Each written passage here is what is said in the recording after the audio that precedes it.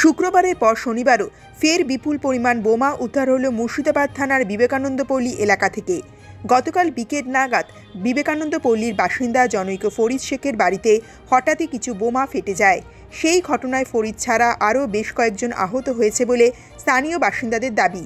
তবে ঘটনাস্থল থেকে রক্তাক্ত অবস্থায় ফরিদ শেখকে কেবলমাত্র উদ্ধার করা সম্ভব হয়েছে। ফরিদের বাড়িতে বোমা বিস্ফোরণের ঘটনার পর স্থানীয় বাসিন্দাদের দাবি তার সঙ্গে কোনো জঙ্গি সংগঠনের যোগ রয়েছে। ফরিদকে আর ওই এলাকায় থাকতে দিতে রাজি নয় স্থানীয় বাসিন্দারা। যদিও মুর্শিদাবাদ থানার এক শীর্ষ আধিকারিক জানিয়েছেন আহত ফরিদ বর্তমানে হাসপাতালে চিকিৎসাধীন রয়েছে। প্রাথমিক তদন্তে তার সঙ্গে কোনো জঙ্গি সংগঠনের যোগ পাওয়া যায়নি। তবে কী কারণে তার বাড়িতে বোমা তৈরি করা হচ্ছিল তা তদন্ত করে দেখা হচ্ছে। ওই ব্যক্তি সুস্থ হলে তাকে জিজ্ঞাসাবাদের প্রক্রিয়া শুরু হবে। শনিবার সকাল থেকে ফরিদের বাড়িতে তল্লাশি শুরু করে বোম ডিসপোজাল ইউনিটের সদস্যরা। পুলিশ সূত্রের খবর, ফরিদের বাড়ির এক কোণে গোপনে প্রায় 1 ডজনের বেশি তাজা বোমা লুকিয়ে রাখা হয়েছিল। বোমা উদ্ধার করার পাশাপাশি তার বাড়ি থেকে উদ্ধার হয়েছে প্রচুর সকেট বোমা তৈরির খোল এবং বোমা তৈরির মশলা। পরে বোম ডিসপোজাল ইউনিটের সদস্যরা উদ্ধার হওয়া বোমাগুলি নিকটবর্তী একটি আমবাগানে নিয়ে গিয়ে নষ্ট করে দেন। পুলিশ সূত্রে আরও জানা গেছে, আহত ফরিদ আগে বহরমপুর থানার শিয়ালমারা এলাকার বাসিন্দা ছিলেন। খুব সম্প্রতি তিনি লালবাগে বাড়ি তৈরি করে থাকছিলেন। জেলার অন্য থানায় তার বিরুদ্ধে কোনো অপরাধমূলক কাজের অভিযোগ রয়েছে কিনা পুলিশ তা তদন্ত করে দেখছে। আমরা আতঙ্ক ভয় এলাম, সারা ঘুম নাই বুঝলেন, আতঙ্ক আমরা আছে বুঝলেন, খাওয়া দাওয়া নেই, ঘুম নাই। কালকে তো ফেটেছিল, কালকে বাড়ি থেকে উদ্ধার হয়েছে বুঝলেন, আমরা আতঙ্ক ঘুম নাই, আমরা সারা জায়গা আছি। এত বোমা মজুত করছিল কেন, কি মনে হচ্ছে আপনাদের কিছু? তা আমরা বলতে পারবো না, কারণ ওই এই লোকটার সঙ্গে কার সঙ্গে যোগাযোগ নেই, একাই কাউকে বাড়ি থেকে ঢুকতে দেয় না, একাই বাড়ি থাকে বুঝলেন, কার সঙ্গে মিশে না।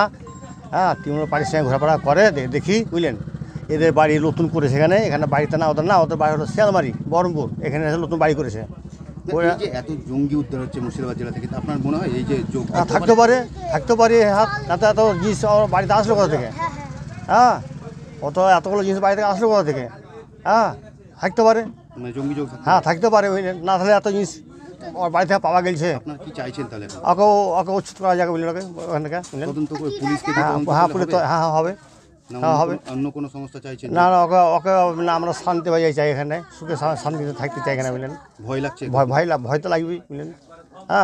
বাড়ির পাশে আপনার বাড়ির পাশে গা লাগা আমার বুঝলেন, ভয় তো লাগবেই।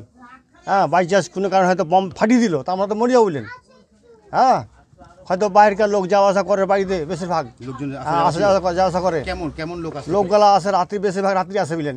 আচ্ছা, বেশিরভাগ রাত্রি আসে, দিনে কম আসে বুঝলেন। না চিনি না ওদেরকে, রাত্রি আসে এসে রাত্রে দেখি বাড়িতে আমরা পাশে শুই তো প্রায় সারা বাড়িতে গল্প হয়, ওই আওয়াজ শুনতে পাই। আপনার কি কোনো সন্দেহ হতো যখন আসতো কোনো রকম অন্যরকম? বাইরের লোক বাড়িতে লোক প্রায় দেখি ওই রাত্রে এলা আওয়াজ শুনতে পাই। ঘর বন্ধই থাকে? ঘর বন্ধ থাকে, মানুষের আওয়াজ শুনতে পাই।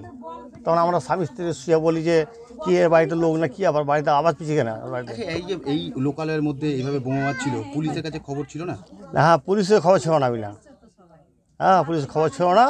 ওই জিনিসটা আগে তো করতো, কিন্তু কালকে জিনিসটা 5টা হয়তো ধরা পড়লো বুঝলেন। পুলিশ কি তাহলে ব্যর্থ বলবেন? পুলিশকে ব্যস্ত বলতে দেখেন, পুলিশ আমরা এখান থেকে যখন জিনিসটা 5টা পুলিশকে আমরা খবর দিলাম, পুলিশ আসলো বুঝলেন। তো এতদিন যে চলছিল এভাবে বোমা বাঁধা, সেটা পুলিশের কাছে কোনো খবর ছিল না? না, খবর ছিল না, জানতো না তো, গোপন করতো লোক, জানতো না এই কাজ করে, ও গোপনে ছিল, কে জানতো না বুঝলেন।